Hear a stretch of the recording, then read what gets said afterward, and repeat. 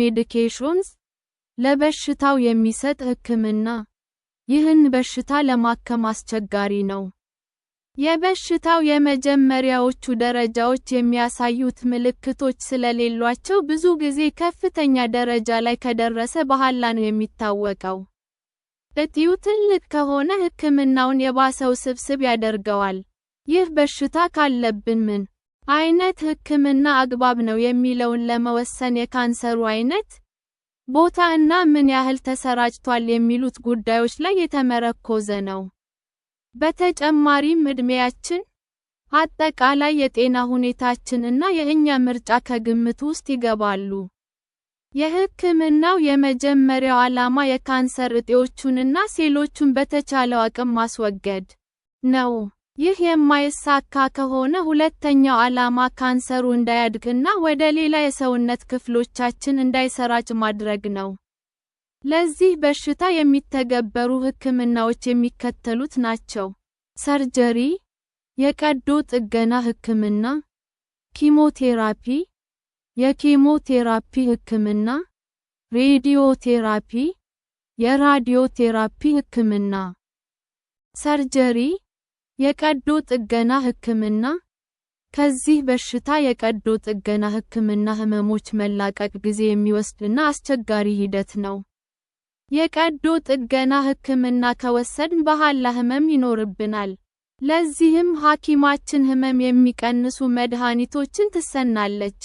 የምግብ መፍጫ ስርዓት አባላት ላይ የቀዶ ጥገና ሕክምና ማድረግ ለተወሰኑ ቀናት ይህ ስርዓት እንዳይሰራ ያደርጋል። ስለዚህም ከቀዶ ጥገና ሕክምና በኋላ ለተወሰኑ ቀናት መብላትም ሆነ መጠጣትም አንችልም። ከዚያም ፉት እያልን መጠጣት እንችላለን። ስለ አመጋገባችን የምግብ እና ጤና ባለሙያን ማማከር ተገቢ ነው። እጢው በቀዶ ጥገና ከወጣልን በኋላ ለ6 ወራት የኬሞቴራፒ ሕክምና እንወስዳለን። ይህም ሕክምና ውጤታማ እንዲሆን በጣም ወሳኝ ነው። ሕክምናው ህመሞችን ለመቀነስ በጣም ይረዳል።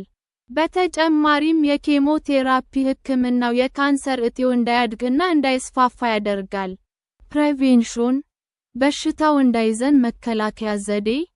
ይህንን በሽታ ለመከላከል ተብሎ በተለየ ሁኔታ የተቀመጠ ዘዴ ወይንም ምክር የለም። ነገር ግን ሲጋራ ማጨስን ማቆም አስፈላጊ ነው። ምክንያቱም ከ20 እስከ 30% ለሚሆኑት የዚህ በሽታ ክስተቶች ሲጋራ ማጨስ ዋናው ምክንያት ሆኖ ስለተገኘ ነው። በአጠቃላይ ሐኪሞች ጤናማ ክብደት እንዲኖረን፣ አካላዊ እንቅስቃሴ እንድናደርግ፣ ፍራፍሬዎችን፣ አትክልቶችን እና ጥራጥሬዎችን በብዛት መመገብ እና ስጋን ብዙም አለመመገብ። ነገር ግን ይህንን የአኗኗር ዘይቤ መከተል ይህንን በሽታ እንደሚከላከል በምርምር የተረጋገጠ ነገር የለም። አንዳንድ ጥናቶች እንደሚያመላክቱት የተወሰኑ ቫይታሚኖች ይህንን በሽታ ለመከላከል ይጠቅማሉ። ቫይታሚን ዲ ይህንንና ሌሎች የካንሰር በሽታዎችን ለመከላከል ይጠቅማል። በምግብ ውስጥ የሚገኙ እንክብል ውስጥ አይደለም። ቫይታሚን ቢ12፣ ቢ6 እና ፎሌት የሚባሉ የቫይታሚን ቢ ዝርያዎች ይህንን በሽታ ለመከላከል ይጠቅማሉ።